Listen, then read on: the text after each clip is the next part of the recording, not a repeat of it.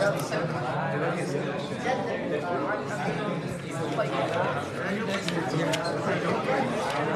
on it.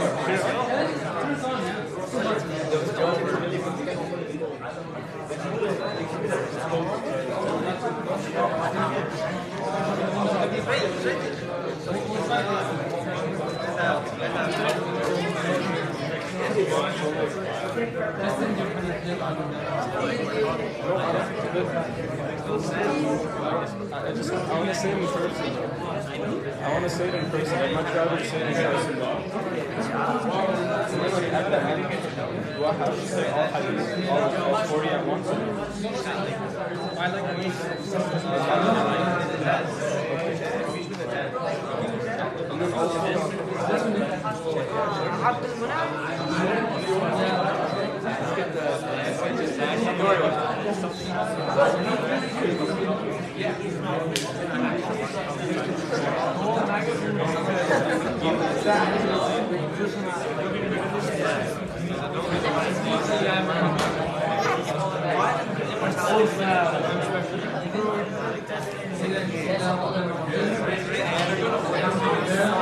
Don't worry about it.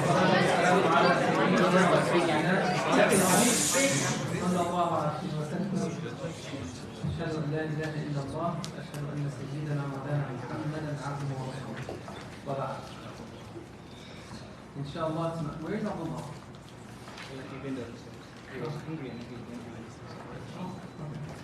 So we're going to start inshallah right away Hadith al-Tasi'. So as I said earlier inshallah tonight's class is on Hadith number 9 and revision number 1.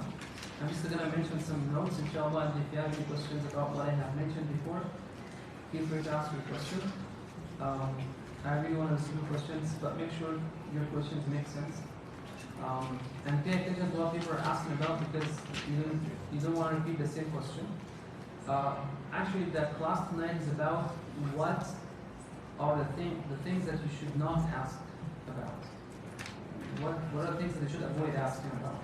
So that's our class today. If you want to put a title for this hadith number 9, it's what to avoid asking about. What things you should avoid asking about. Right? So al-hadith al-tasi'.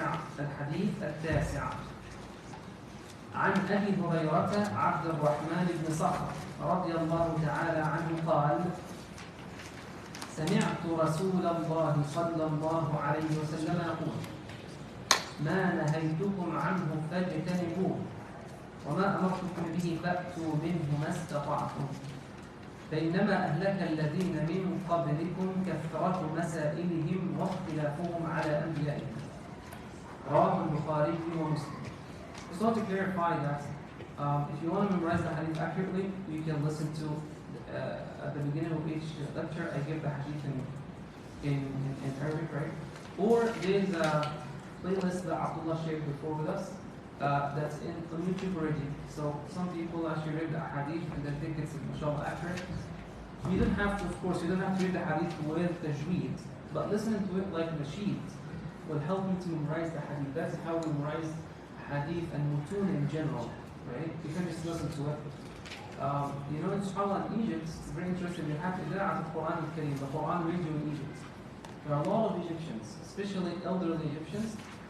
A lot of elderly Egyptians, they actually memorized some parts of the Quran just by listening to Ijazza al-Quran al-Kareem every day in the morning when they're going to work or they're having a coffee or their breakfast. And it's playing in the background. And because of listening to it over and over and over again, the same part, they memorized. Because the Khatma takes, I think, 3 days. And Ijazza al-Quran al-Kareem. Every 3 days, there is one sheikh that, you know, they alternate. Sheikh al-Manshawi, 3 days. He finished the entire Quran, from the beginning to the end. Then Sheikh al-Qasri comes after, and then Sheikh Abdul Basit, Abdul Samad, and then Sheikh Ahmed Ali Banna, and then Sheikh Mustafa Ismail. So the Quran is always playing in the Quran al-Kareem. Some people just memorize the Quran by listening. And maybe some of them cannot even read. Right? If you give them the Mus'haf, they won't be able to read. So what I'm saying is, even if you cannot read Arabic, because you did not study Arabic before, just to go to the playlist and listen. You will be able to memorize. That's a way to seek knowledge, and that's one beneficial way to use social media or to use technology, right? Technology doesn't have to be only for things that's not useful. It can be very useful for you if you use it this way. Okay, so this hadith, inshallah, Ijtihad is going to read it in Arabic. He's going to read it in English, and then we're going to move on. Abu Hurairah Abdurrahman ibn Sa'd radiallahu anhu said, I heard the Messenger of Allah sallallahu alaihi wasallam say, whatever I have forbidden you from, avoid it. And whatever I have ordered you with, do as much of it as you can. Indeed, those before you were destroyed, only an account of their excessive questioning and disagreeing with their prophets. Reported in Bukhari and Muslim. Jazakallah khair. So, just one question before we start to explain the hadith. When Rasulullah sallallahu alaihi wasallam says in this hadith, whatever I forbid you from, avoid it, and whatever I command you to do as much as you can of it. So which one is stronger in Islam? The commandments or the prohibitions? Which one is stronger? Prohibitions. Because prohibitions you have to, if you're able to avoid what's prohibited, you can be one of the most righteous people.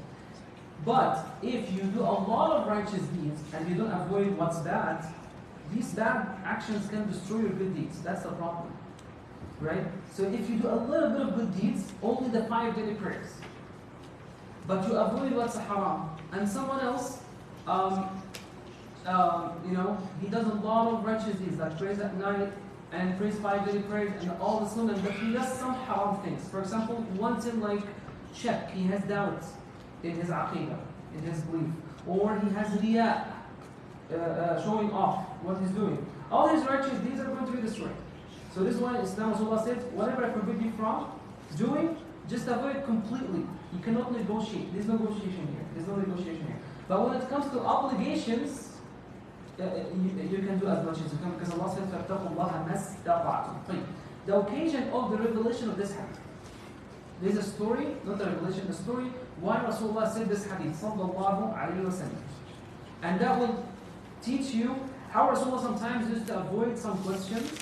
He doesn't have to answer it. And that teaches you when you ask your parents or your teacher, or you ask someone about something and he doesn't answer. Maybe he heard you completely, he knows what you're asking about, but he doesn't think it's important to answer this question, or he thinks it's not good to answer this question right now. That's what Rasulullah did here this occasion, sallallahu alayhi wa sallam, and that's what we're going to learn today. Number one, do not ask unnecessary questions. Do not ask excessive questions. Don't do that, because we make it so hard for ourselves. Let's listen to the story first, and then we talk about what are the things that we're not supposed to ask about. We're supposed to avoid asking about. The story is, one time Rasulullah was given the khutbah, sallallahu alayhi wa sallam, the famous story. He was given the khutbah, and he said, أَيُّهَا النَّاسِ إِنَّ اللَّهَ قَدْ فَرَضَ عَلَيْكُمْ الْحَجَّ فَحُجُّوا. People, Allah has prescribed Hajj to you, so perform Hajj. And he stopped right there, sallallahu alayhi wa sallam. This was, he continued his khutbah, but he changed the topic. He did not talk more about Hajj, sallallahu alayhi wa sallam. One of the Sahaba stood up, and in some narrations, his name is Al-Aqra' ibn Habis. What's his name? Sayyidina Al-Aqra' ibn Habis. He stood up, and he said, أَفِي كُلِّ عَامٍ يَا رَسُولَ اللَّهِ. Do we have to do Hajj every single year? And that teaches you that it is permissible if someone wants to address the khatib while he's in the khutbah. It is permissible in Islam. If someone has a question, he can address the khatib and raise his hand or stand up and start talking. It's okay. That happened with Rasulullah in other occasions as well. At some point, people did not have rain for a very long time. They were dying for water, right? Rain. And the animals were dying. And the plants were dying. So one man came to the Prophet while he was in the khutbah. He came from the masjid's entrance, and he said, Ya Rasulullah, make dua for us. So Rasulullah raised his hand, and he kept doing dua for a very long time until Allah subhanahu wa ta'ala allowed the rain to pour on them on the spot, sallallahu alayhi wa sallam. And we have a name for that particular dua in that situation. Do you know the name of that dua? Yeah. Istisqa. Right? Because siqaya, aj'alkum siqaya kal-hajj. Siqaya is to give someone water to drink. Ist, as I said before, alif sin ta, ist to request something. So istisqa, like istighfar. Remember before we said istighfar, ghufran is Allah forgives the sins. When you do ist, alif sin ta, you're asking Allah to forgive your sins. So siqa is to give water, to pour water on Allah subhanahu wa ta'ala. So when you do istisqa, that's a dua that we do to ask Allah for rain. And Rasul did not tell him, sit down, why are you talking to me? While I'm giving the khutbah, you're interrupting the khutbah. He never said that, sallallahu alayhi wa sallam. So it's okay. In this narration, Sayyidina al-Aqra ibn Habas said, do we have to go to Hajj every single year? فقال, Nabi sallallahu alayhi wa sallam, he did not answer. So al-Aqra ibn Habas thought that Rasul did not hear him. So he said the question again, the same question again. He asked the same question again. أَفِي كُلِّ عَامٍ يَا رَسُولَ اللَّهِ, do I have to go to Hajj every single year? Rasulullah was mad, sallallahu alayhi wa sallam. It's one of the few times that Rasulullah ghadib. He was angry. Why are you asking the same question? Khas, I avoided it the first time. This means it's not important for you to know the answer now. And you will hear a lot of examples like this now. And then the Sahabi asked the question the third time. أَفِي كُلِّ عَامٍ, every single year Rasulullah said, sit down. لو قلت نعم لوجبت. If I were to say yes, it would be obligatory on you to go to Hajj every single year. And he said, وَلَمَا اسْتَطَعْتُمْ, and you won't be able to do it. You won't be able to do Hajj every single year, financially and physically. Right? And then he said this part of the hadith, ذَرُونِي مَا تَرَكْتُكُمْ, believe me as long as I leave you, which means if I don't give more details, you don't have to ask too many questions. The longest surah in the Quran, what is it called? Surah Al-Baqarah. What are some of the topics that Allah talked about in Surah Al-Baqarah? The Bani Israel last week. Bani Israel, the children of Israel, right? Allah mentioned some of their stories, right? And what else? What are other topics in Surah Al-Baqarah? The story of Adam alayhi salam. Sayyidina Adam's stories in Surah Al-Baqarah. What else? Cow. The story of the cow. The story of the cow. What else? And the story of Dawood alayhi salam. Some, no? Like Dawood alayhi salam. Sayyidina Dawood. وقتل In Surah داود. Al-Baqarah. Not Dawood, Sayyidina Musa alayhi salam. Second juice. In the second verse, وقتل داود جالوت. Oh, yes. Dawood and Jalut. Yes. Yeah.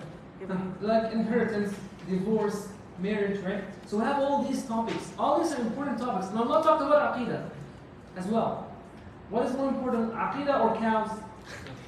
Did you come to the Haqa? Did you remember what I said about cows yesterday? Yeah. I love cows, really. That's always like if I'm driving on the highway and I'm the driver and I see cows, I have to stop and get out of my car and just keep watching it. For a long time, and they do nothing. They just look at you to wonder for like 1 minute, like what are you doing here? You know, nobody comes out of his car. And they look at you, and wonder about their babies or whatever, and then they keep eating the whole time. Just eating. Nothing, just eating, chewing, and doing their business. That's all what they do. Cows are beautiful, right? So the point is, Allah named the surah Al-Baqarah, the cow. Why? Because the important lesson here in that longest surah in the Quran is not Aqidah. That's not what I want you to focus on. Aqidah is Qul Wallahu Ahad. For 2 lines, 4 ayats. But in Surah Al-Baqarah, 236 ayat, 236. 86? Oh, since it's the meaning, huh? 286 ayat, right? What did Allah say? Out of all these ayat, I only want you to focus on the story of Al-Baqarah. Why? Because the Bani Israel, they asked Sayyidina Musa excessive questions. So Allah is trying to teach us, don't do that. Don't, because when you ask too many questions, you make things hard for yourself. You know, we'll come to this inshallah. A man, one time, was in a gathering with Rasulullah sallallahu alaihi wasallam. Rasulullah opened the floor for Q&A. One of the Sahaba said what? One of the things you're not supposed to ask about is the unseen. Just put this as the number 1 point.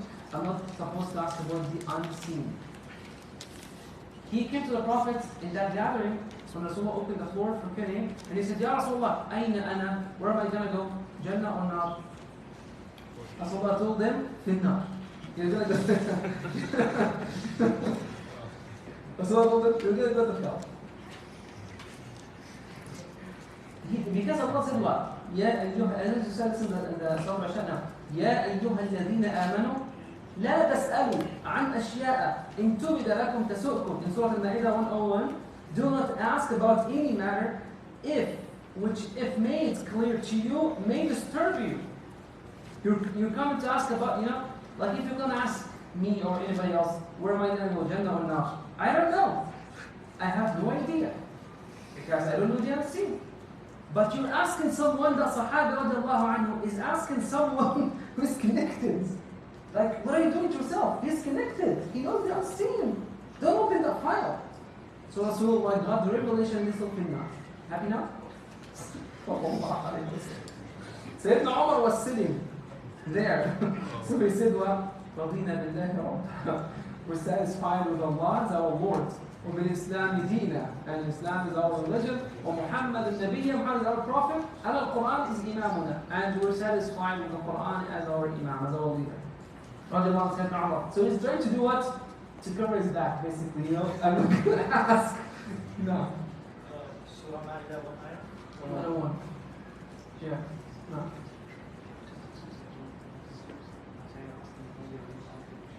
Sisters, anytime you want to ask questions, just raise your hand and go ahead. Right? Oh, yeah, there was, we used to have one list of my here, but if sisters want to ask, I think they can just stand up and ask. Or just raise the voice and ask. So the second question, you were deployed around 20 questions. They want you to repeat it. I will. Anytime somebody asks a question, I will repeat it. So, Hadith was asking a question about where is the ayah? لا تسألوا عن أشياء إن تبد لكم تسؤكم. Don't ask about things that might disturb you. If it's made clear to you, it's Surah Al-Ma'idah, verse 101. That was Hadith's question. If you have a question, let me know, and I will repeat it. No. For the sisters, becomes to just type in the group chat, and like someone can have their phone open and they'll get a notification. Sisters, I think also another option for you is that you can type your question in the group chat if you want, and then one of the TS can read it to us. Inshallah, Abdullah can read it to us if you want. So if you have any questions, type it right now. Make sure you don't go home until you ask a question. Because it happened last class. Next point. Rasulullah said what? Allah dislikes three things for us as believers in Sahih Bukhari. إِنَّ اللَّهَ كَرِهَ لَكُمْ three things. قِيلَ وَقَالَ.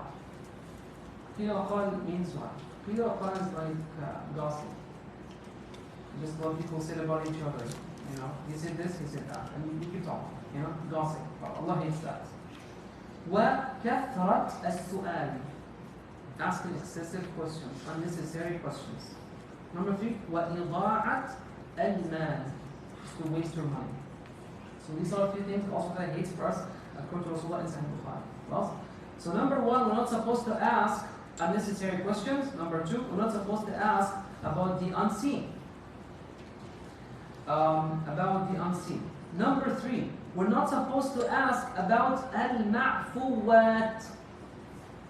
What is al-ma'fuwat? This is a term that you need to underline. You need to know this term.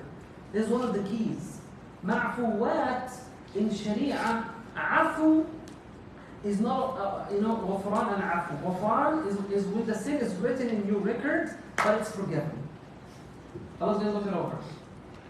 But Allah's going to overlook it. Allah's going to overlook it, right?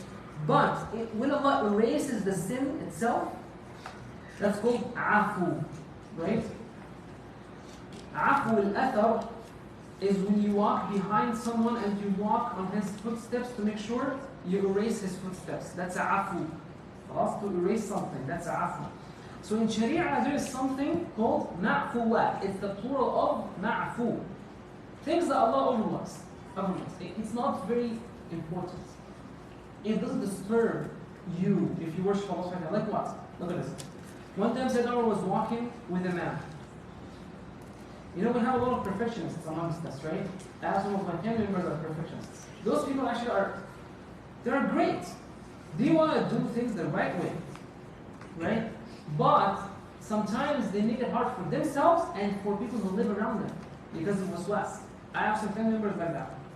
So then one time he was walking with a perfectionist, one of the Sahaba. And he walked underneath the balcony. And then some water dropped him down. This Sahabi was walking with Sayyidina Umar, he looked up and said, "Ahadha al-ma'u tahir?" Is this water tahir? Is this clean water? What did Sayyidina Umar say? Don't answer. Billah, la tujib hadha al-mutanafta'. I'm asking by Allah, don't ask this extremist. Extremist? What did he do? He's an extremist. Why did you call him extreme? Because he's asking about ma'fuwat. That reminds me of a brother came when we had some rain outside in the parking lot. He got out of his car and then he stepped in the water and his hands got wet. So he came to my room. He said, "Chef, I slipped in the water. Can I pray?" Yeah, I'm gonna go pray. Go pray. I mean, what are you gonna do, Tony? What is the other option? You tell me. Go home. Huh? I mean, go home, don't pray in Jama'ah, or you need to go outside to find a way to discover if this water is tahir. How are you going to do this? At this moment. One time I told the Sahabi, the female Sahaba, he told them when you go outside, you need to wear something loose and long. Sallallahu Alaihi Wasallam. It should be longer than your actual body. It's like a whole arm longer than your body. Like this whole arm should be walking behind you basically when you're walking outside. So the Sahaba said, Rasulullah, what about the dirt? It's going to collect dirt. فقال النبي صلى الله عليه وسلم نصهره ما بعده. Don't worry. What comes after, the dust that's going to collect, the ground, you know, after it is going to clean it. صلى الله عليه وسلم. So you're going to walk. Basically, if you have some dirt in your shoes, you rub it in the ground, right? In the dust. That's what he says, Allah said. Don't let you care about that too much. You're walking and you stepped in something najis. What are you going to do with your shoes? Go home and wash it? Just drop it on the floor like this and just continue walking. Because the dust is not for us, right? That's sa'idan tayyiban. It's something special for this woman. So these things are called ma'fuwat. Don't ask too many questions about ma'fuwat. One of the situations that happened with al-Khawarij, al-Haruriyun, is that they went to kill Sayyidina Ali ibn Abi Talib. When they were going to kill Sayyidina Ali ibn Abi Talib, the cousin of Rasulullah sallallahu alayhi wa sallam, is scattered to them. So they passed by a woman, and she was pregnant. So they asked her, ما تقولين في علي? What do you think about Ali? Is he good or bad? You know, she doesn't know they are going to kill him.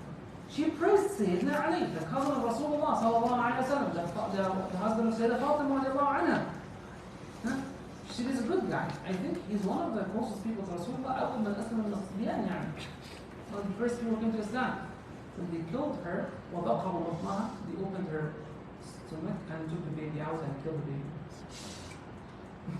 It's so graphic, right?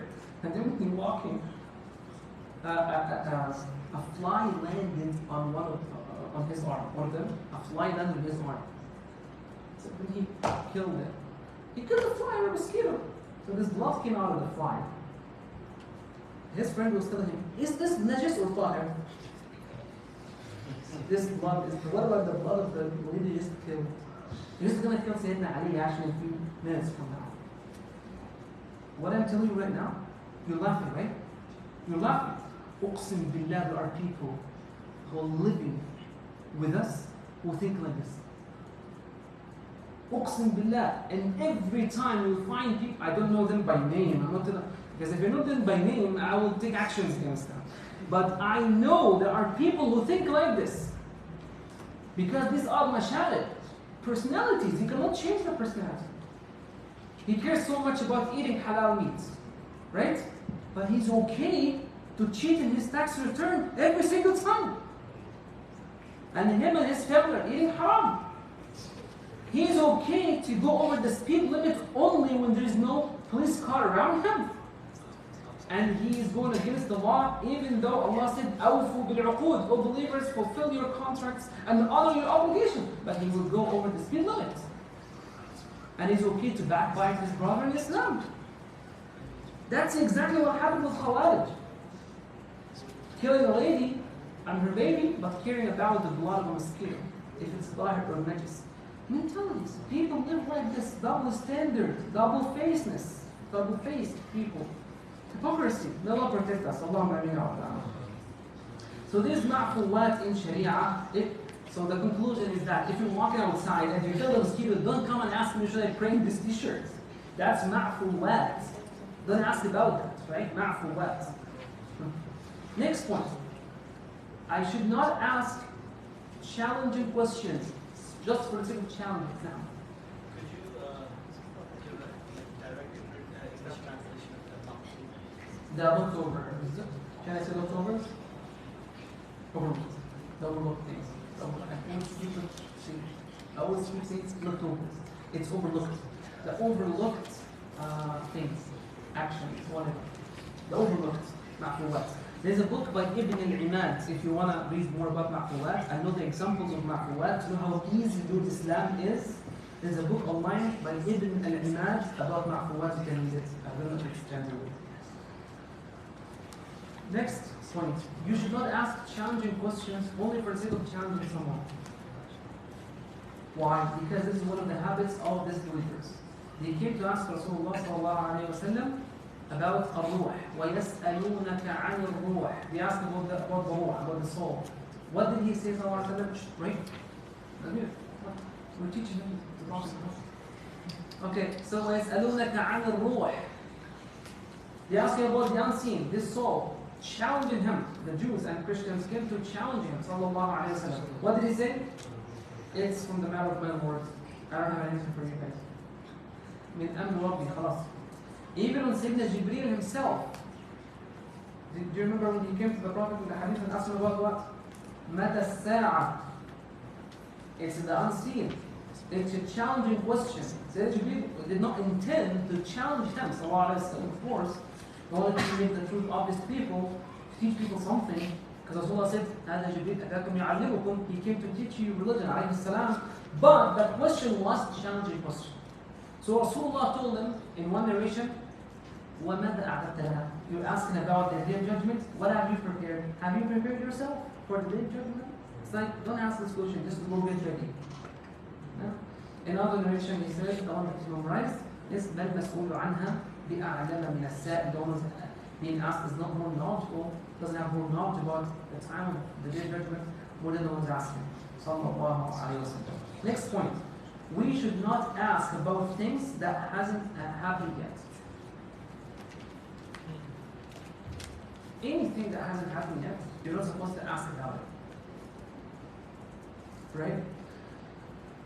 A man came to Sayyidina Abdullah ibn Umar ibn al-Khattab, radiallahu anhu. And he was asking him about istilam al-hajar. Istilam al-hajar. You know, when you go to Hajj, is the black stone. Al-hajar, the blessed black stone. Al-hajar al-aswad. What are you supposed to do when you go there? Touch it, kiss it. But if you cannot kiss it, wave at it, right? That's it, right? So this Sahabi, radiallahu anhu, he said, what should I do? Sayyidina Ibn Umar said very brief answer. He said, رأيت رسول الله صلى الله عليه وسلم يستلمه ويقبله. What I have seen, that Rasulullah touched it and he kissed it. صلى الله عليه وسلم. Khlas, that's it. And then the Sahabi said, what if I can't? At that time, that question did not exist yet. We did not have a lot of people going for Hajj. How many people go to Hajj now? Every year? 2-3 million, right? A lot of people die every year. That did not exist at the time of Rasulullah. But this Sahabi, at the time of the Sahaba, he is assuming things that didn't happen yet. Hasn't happened yet. He says, what if I can't? أرأيت إن غلبت? What if people keep pushing me? أرأيت إن زحمت? It's so packed. A lot of people, I cannot reach it. Sayyidina Umar said to him, اجعل أرأيت باليمن. You know this word, أرأيت, what if it didn't happen? Just to put it right there in Yemen, in another country. What does he mean? Like if I'm from Egypt, if I come to ask you, what if this happened? What if that didn't happen? What if? You tell me just to put what if in Egypt and come here and ask about the actual things that have already happened. That's basically what Allah is telling him. Don't ask these questions here. Keep it yourself in Yemen, not here. And then he said, رَأَيْتُ رَسُولَ اللَّهِ يَسْتَلِمُ وَيُقَبِّلُ. Again, that's what I know. I saw the Prophet touching it and kissing it. That's it. You know? نعم يا فأيّا. Didn't some of the scholars like say it's a good thing? It's like in fiqh, it's a good thing to think of like situations that haven't happened yet. Absolutely. That's right. That if you do it for academic purposes, 100%. Sure. There is difference between this academic setting. Oh, that question, Ayan's question is a very excellent question. Remember Ghazali talked about something. He said, why sometimes scholars of fiqh assume things that didn't happen and they give answers for that. That's actually, the books of fiqh are filled with this. Are full of examples that did not happen, but the scholars keep assuming it. Imam al-Ghazali, he called it, creative imagination, like fill in the gaps. You fill in the gaps because people who come after, they can find solutions for things that happen in the future, right? So that's what I was asking about. The answer to this is, if it's an academic setting, like in a class, you're asking for the sake of knowledge, that's absolutely fine. You can assume things and keep asking, it's fine. But what we're talking about right here is, you shouldn't do this in the khutbah, for example. We stand up in the khutbah and the guy's giving the khutbah. The poor guy wants to finish the khutbah, look at the prayer. And you keep asking, what if this happened? What if it didn't happen? So what's going on here? That's what we're talking about here. Because Sayyidina ibn Umar was a scholar. He was one of the narrators of Hadith, right? So this Sahabi radiallahu anhu is asking him questions, and that's wasting time. And that he didn't like that. Next question. Do not ask things to and I always say al-mubahat, to always look brilliant. I'm sorry. That's the best translation I can find. Is that sometimes you ask questions only to look brilliant. For showing off. Don't ask for showing off. Look at this. Or don't ask to challenge. Do not ask to challenge. And that happens a lot in Islam this week, right? In Islam this week, he finds majority of us are Muslims. I don't know why we're making this. Well, why we're doing it anyways, if all people attendees are Muslims. We need non-Muslims to come. That's what it is for. Islam awareness. We're making them aware of us because we are aware of ourselves. But all of us are Muslims. Seriously. And then you find some non-Muslims attending. We love to see them. Always, all the time, you find one or two people sitting in the back, watching everybody, and then they ask a challenging question to the speaker. Just to get something out of them. Just challenge them. That's all what they're looking for. In Islam, this is not allowed.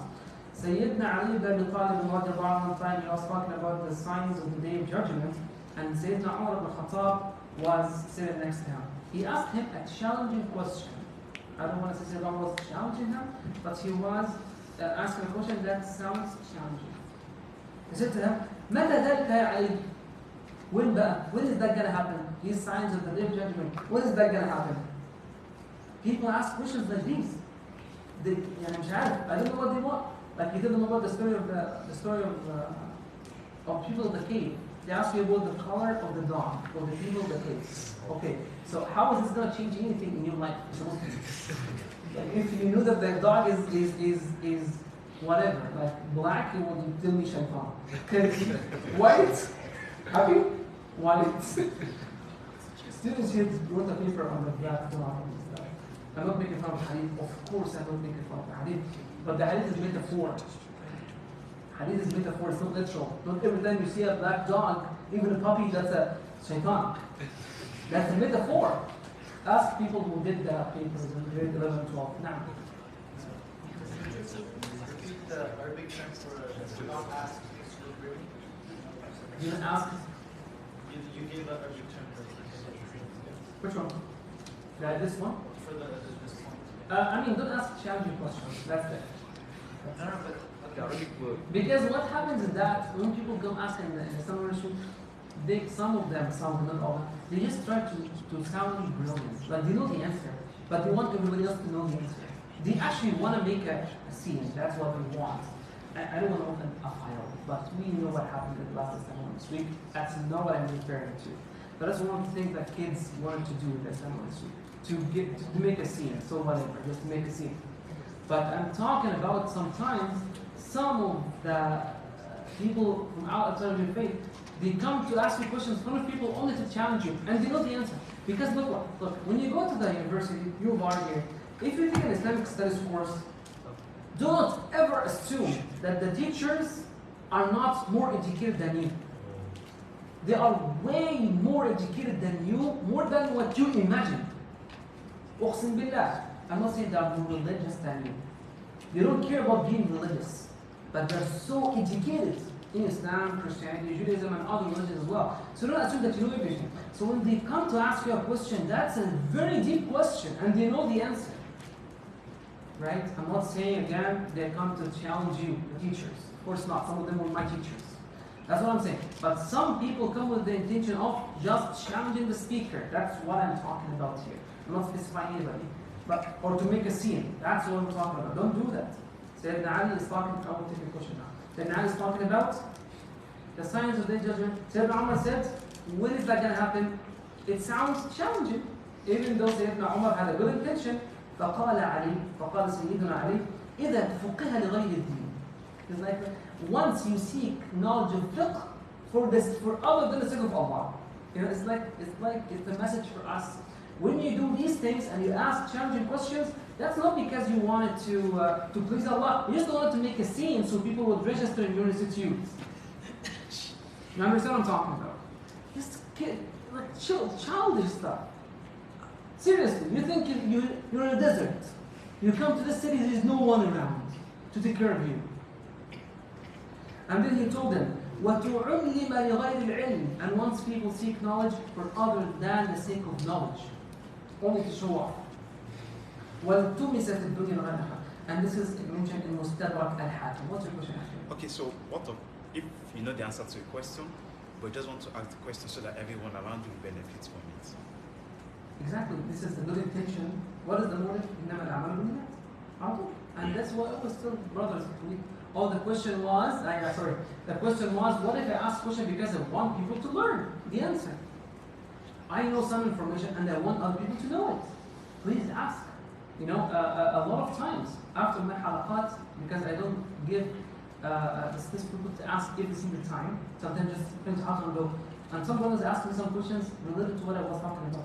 Brilliant, sometimes very good questions. You should have, I always tell them, you should have asked me in the class. Sheikh, I didn't want to interrupt. Yeah, I'm not going to interrupt. But that's, you know, if I feel interrupted in the class, I will tell you. But sometimes your questions are so beneficial, they open so many good files to discuss with them. You know what I'm saying? Ready? Can we move on now? Al-Ughlutat. We're going to finish now, so that's the last point. Al-Ughlutat. Ughlutat, that's the last thing you're not supposed to ask about, that we're going to talk about tonight. Ughlutat, ghalat is a mistake. Ughlutat is to ask a question, again, it's similar to the one before it, the challenge. It's to ask a question to cause the one who's asked to make a mistake. You just ask him because you want to get something out of him that's wrong, to build on it and make trouble out of that. Ughlutat. In the narration says, Naha Rasulullah an al-Ughlutat. Rasulullah forbade this. Sallallahu alaihi wasallam. Don't do Ughlutat. Don't ask questions just to create confusion, basically. Ughlutat al-Jama'ah is like an ighrab. I always give this example to my students, this example to my students. As I always say, when you go in the prayer, when you go to do tashahhud, tahiyyatu lillah, all the scholars move their finger like this, right? Sayyidina Ahmed, he moves it, you know, he keeps it up the whole time. The other hadith, they keep moving it. Shafi'i, 12 ways to hold it because you mentioned in some of the halakha, I think so. What did I say? Like 12 ways to hold the fingers in that. Yeah, we have 12 opinions. Why do we have 12 opinions? Because we have 4 madhahib and 3 positions. The first position is this. Okay. The first position is to put your hand like this in your thigh and move this. That's position number 1. Position number 2 is to have this and just move this. Position number 3 is 35. So hold 35. 35. I don't know how it's this. This. Here. Do this. Like this. 35. I don't know how that's 35. So the fifth. Or there's a 5 here. So move this. Or just put your hand like that and move right here. And then you have formula then and how to move it. You know how to do it? Imam Malik, he does not do this. He goes like right and left, right and left, right and left. Our sheikhs, when they used to teach us this example, they used to tell us, don't do it. That's Imam Malik's position, but don't do it. Why? Because when you do it, that's called ighrab. You're just trying to sound gharib. You're trying to sound special. To look special, to look different. A lot of students love to do this. Again, I'm not picking anybody guys, but you need to understand something. You young people. You're young. So what I'm telling you is important. I'm 35. I'm too old. Right? So young people, they like to dress like certain speakers because they're impressed, inspired by speaker. So the only thing that's similar to that sheikh or that speaker is how you look. Nothing else is the same. The only thing that's similar is the look.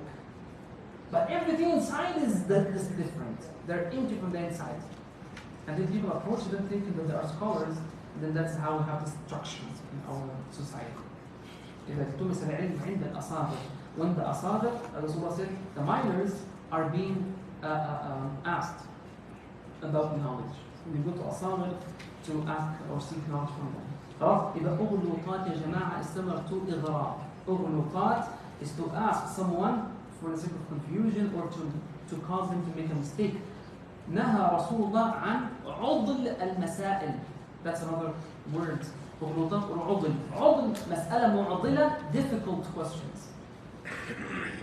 Difficult questions, just for the sake of challenging. Don't do that. Again, it's similar to what we mentioned before, but it's actually different, but it's very similar.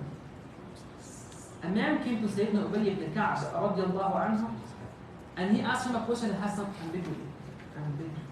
Ambiguous question. He asked him a difficult question. فقال سيدنا كعب أبي بن كعب told him هل كان هذا بعد? Has it happened yet? What you're asking about? It's a very complicated question. Has it happened yet? فقال لا. It didn't happen. He said أمهلني إلى أن يكون. Once it happens, come back and ask the question. What? You're not going to give me that? Yes, I'm not. SubhanAllah, just like that. وسأل رجل مالك. A man came to Sayyidina Malik ibn Anas, the Imam of Madhab. He asked him about a man. He asked him a very good question. He told him, Imam, what is the ruling of a person who drank water during prayer?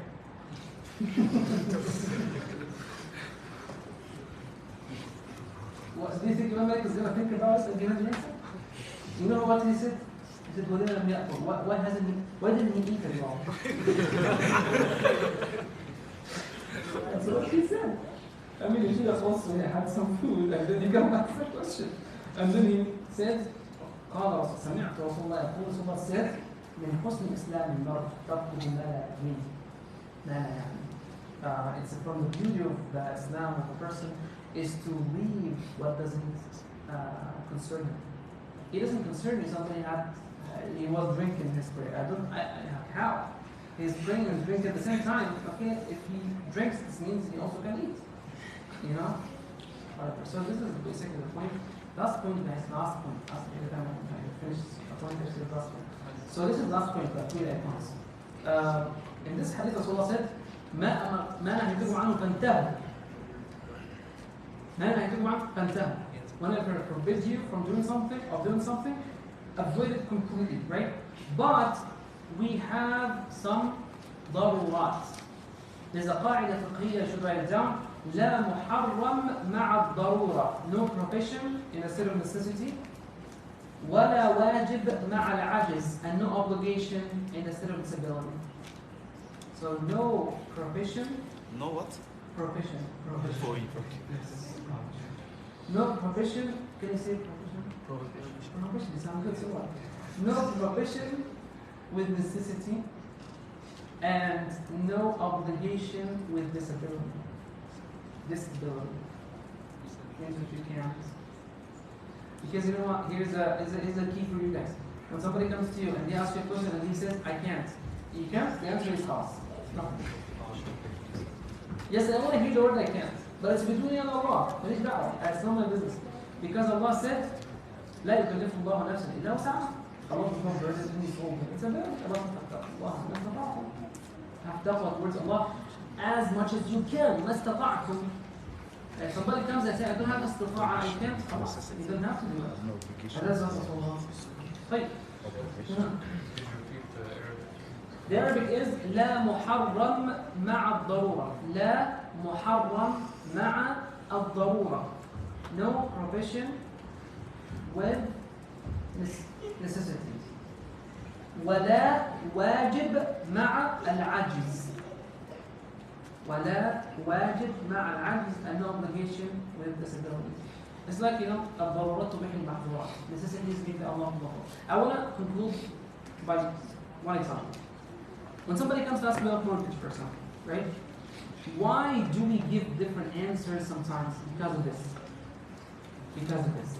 In Islam, we have 3 stages of things, or 3 levels of things that people use in life. Number 1 is called, please write this down. This is going to remain with you forever. Number 1 is called darurat, necessities. Necessities. What are the darurat? Darurat are the things that if you don't do, you're going to die. Darurat. That's number 1. So these darurat, they make the haram halal. They make the unlawful lawful. Darurat. Number 2, second level of things that you do in life, or you need is hajiyat. Haja is a need. So it's not necessity, but it's a need. What is a need? A need is something that if you don't do, you're not going to die, but it's going to be very difficult if you don't do it. Hajiyat. So there's darura and there's haja. Necessity. If you don't do the necessity, you die. Haja. If you don't do the needs, your life is going to be very tough, very difficult. And Islam came to make your life easy. Number 3 is tahsiniyat. Tahsin is to make something better. So tahsiniyat is just to have some extra things, extra stuff. Now let's apply this to the example of mortgage, and that's it. Or other examples as well in life. So, Chef, the third point is wants, right? The third point is tahsiniyat. Tahsiniyat, extra stuff, extra things. We wants. Wants. Yeah, wants. So we have necessities, needs, and wants. Yeah. ضروريات, حاجيات, تحسينيات. Imam Shatibi is the one who wants this. Imam Shatibi.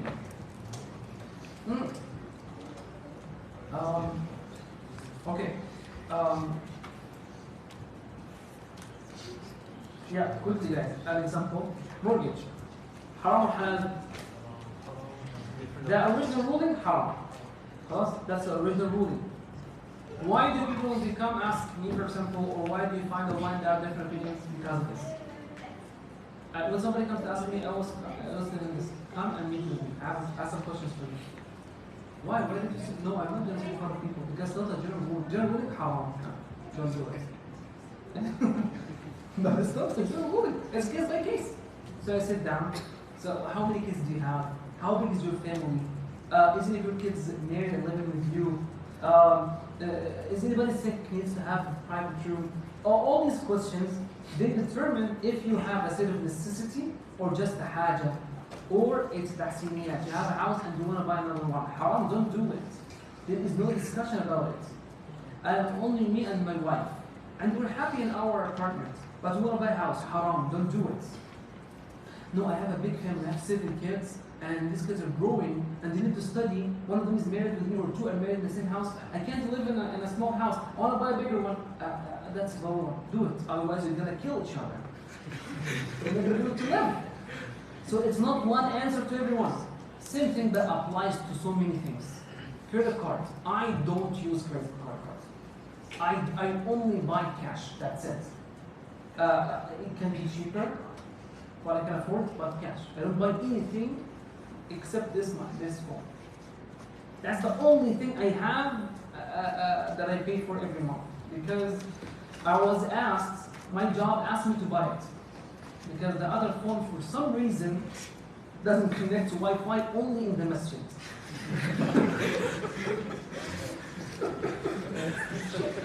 And nobody could figure it out. Airphone software. It's so sad.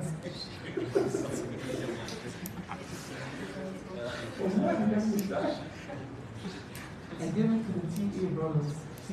IT brothers. ITS. It's so a lot of applications. The IT brothers. Everybody's phone connects to Wi-Fi except mine. And then I go everywhere, it connects everywhere. There's no personal issues between my phone and the masjid's Wi-Fi. So they told me you have to buy this because people are asking to live stream the whole and the Alpha. So I bought this, I paid half, the board of the masjid paid half. That's the only thing I'm paying for every month. Otherwise, I only buy cash. And I encourage you to do that. So somebody asks you about mortgage, the answer is not haram or halal. The answer is, why do you want to put yourself on debt for this of your life until you die? Why? You do this yourself. You don't have to. So I don't use credit cards. But I found myself that I'm forced. When I go to any hotel, I have to give the deposit. And now the choices are so limited now. The number of hotels that accept deposit if you don't have a credit card is being limited every day. If you're forced to use credit card, this mentality of the culture of putting you on debt. We just want you to be on debt. But I don't want to put you on debt. So sad. So sad. Credit card, somebody is borrowing money. That's very disliked in Islam. Rasulullah did not pray janazah on people who are in debt, at the beginning of Islam. Sallallahu alaihi wasallam. He does not pray janazah on them. For some reason. That's not good. Right? But I have to use credit card. And a lot of people are on debt. Just keep buying. And they are in debt every month. We don't pay back, so they are in debt all the time. Haram. Because there is interest. But again, what is your situation? I had credit card recently. Why? Because of this idea of the hotel. I had to. I only use it for the hotel. When I book a flight, 5,000-6,000. I used to go to my bank. I want to pay 5,000-6,000. Please give me the limit is 5,000-6,000. So I go pay it, and then I tell them, okay, the limit is 500 again. That's it. For that one reason. But for the hotel, I have to have credit card. So I'm forced. That's a need. Hajiyat. So in every situation, something haram, you go outside, there's no halal meat. Come by asking me, can I eat McDonald's? Can I eat Burger King? Yeah, look at this. Daruriyat, hajiyat, tahsiniyat. And you evaluate your own situation. You don't need to come to me or to somebody else. This is why you have different answers to these questions. Khalas, we're good here? Any questions? We were supposed to do some revision today. But I don't think we have time for that. Sisters, do you have questions? Do you have questions? Yes. Because I will go now. Normally, after I go, you send a message that you had a question. Feel free to ask. Questions? Okay, any questions, Jacob? Okay, for me, I want it to be fast. I don't want to waste a lot of your time in this course. But I also cannot just, there are things that I have to, take my time and explain them. Like this is one of the main hadith. This is one of the main lessons. You need to learn how to ask questions. Right? This is important. So that's why we took a whole class only for one hadith. So just bear with me guys. So maybe this is not next time or even time after. Because I have to do a revision first. It's for your sake. So the test is once a night. The test? Yeah. What date? No. Is it 1 to 9 or 1 to 10? 1 to 10. The test is 1 to 10. So we still have one more hadith and then we have to have a revision. Is that okay? So, yeah, we'll have that's the only way to do it. Unless you want to have a test next time on 1 to 9 without revision and all of the